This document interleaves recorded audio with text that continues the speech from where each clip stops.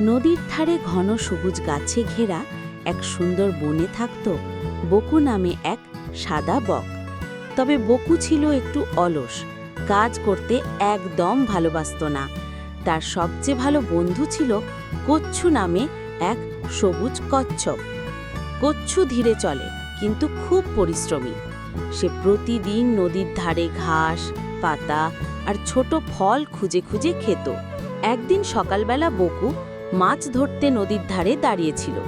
অনেকক্ষণ অপেক্ষা করেও সে একটাও মাছ পায়নি। তার পেট খিদেই চৌচো করছিল। ঠিক তখন সে দেখতে পেল কচ্ছু ঘাস খাচ্ছে বেশ আনন্দে। বকু ভাবল, মাছ ধরতে এত কষ্ট, বরং কচ্ছুর মতো যদি ঘাস খেতেই পারি তাহলে মজা হয়। সে কচ্ছুর কাছে গিয়ে বলল, বন্ধু কচ্ছু, আজ আমি তোমার সঙ্গেই ঘাস খাবো, মাছ খেতে আর ভালো লাগে না। কচ্ছু অবাক হয়ে হেসে বলল, বেশ তো, তবে ঘাস খেতে হলে ধৈর্য ধরতে হবে, এটা কিন্তু সহজ নয়। বকু চেষ্টা করল ঘাস খেতে, কিন্তু তার ঠোঁটে ঘাস ভালোভাবে ধরল না। কিছুক্ষণ পর সে বিরক্ত হয়ে বলল, ইস, এই খাবার একদমই ভালো না, আমি এটা খেতে পাচ্ছি না।